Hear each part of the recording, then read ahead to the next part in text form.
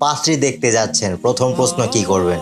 যৌতুকে কি পাবো, এই প্রশ্ন করবেন, নাকি এরকম কিছু প্রশ্ন করবেন যা নাকি আপনাকে পাত্রীর ব্যাপারে স্বচ্ছ একটি ধারণা দেবে? তো আসুন আজকের ভিডিওতে আমি আপনাদেরকে জানাবো এরকম 11টি প্রশ্ন নাকি আপনি পাত্রী দেখার সময় করতে পারেন। চলুন আমরা শুরু করি। প্রথম প্রশ্ন হচ্ছে, বিয়ে কেন করছেন? তো একজন মানুষ কেন বিয়ে করছে তার কারণটা জানা খুবই দরকার। কেউ হয়তো জামাইকে নিয়ে ঘোরার জন্য, কেউ হয়তো কাপল ব্লক করার জন্য, কেউ হয়তো তার নিজের আর কি মনের যে চাহিদা আছে তা পূরণ করার জন্য। তো এরকম অনেক কারণ থাকতে পারে বিয়ে করার জন্য, তো সেটা যেন খুবই জরুরি আর। তারপর হচ্ছে 2 নাম্বার প্রশ্ন, মাহারাম নন মাহারাম মেনে চলেন কিনা? তো যদি পর্দার ব্যাপারে কঠোর থাকে তাহলে তো অবশ্যই মাহারাম বা নন মাহারাম মেনেই চলবে। আর যদি মাহারাম বা নন মাহারাম নাই বুঝে তাহলে আর জিজ্ঞেস করার মানেটা কি বলেন?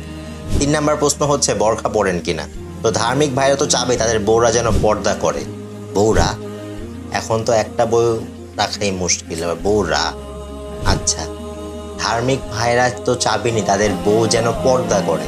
তো পর্দার মধ্যেও কিন্তু লেভেল আছে, যেমন কেউ হয়তো শুধুমাত্র মুখটা দেখা যায়, কারো হয়তো এতটুক দেখা যায়, কারো হয়তো পুরো চোখটাই ঢাকা থাকে। তো সেটাও আপনারা জিজ্ঞাসা করতে পারেন যে আপনি আসলে কোন লেভেলের বোরখা মেনটেন করেন বা কোন লেভেলের পর্দা মেনটেন করেন। 4 নাম্বার প্রশ্ন, তারপর ভবিষ্যতে চাকরি করতে চান কিনা, টিভি দেখেন বা গান শুনেন কিনা?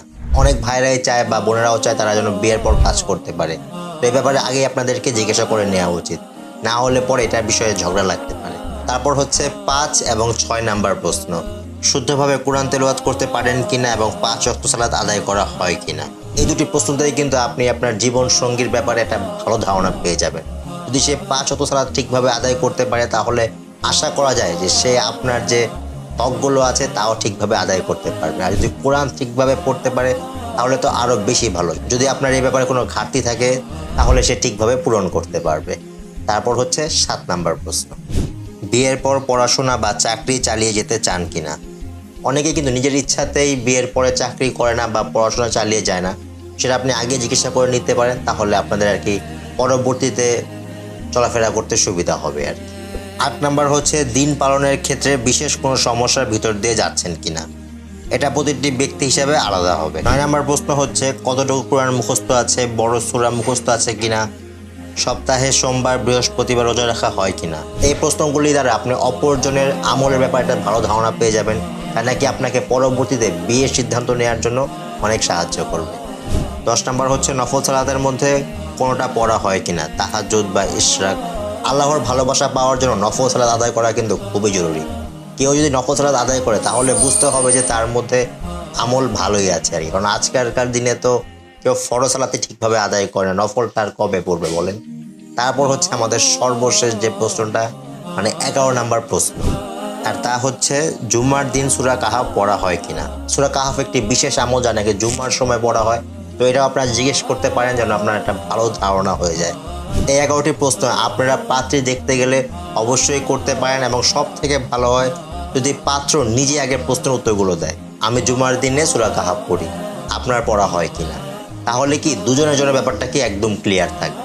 এখন জিজ্ঞাসা করতে পারেন, ভাই আপনার বিয়ের সময় কি আপনি প্রশ্নগুলো করেছিলেন কিনা? আসলে না, এগুলো আমি প্রশ্ন করিনি, কারণ আমি তো আর বিবাহ পাঠ বইটি পড়িনি।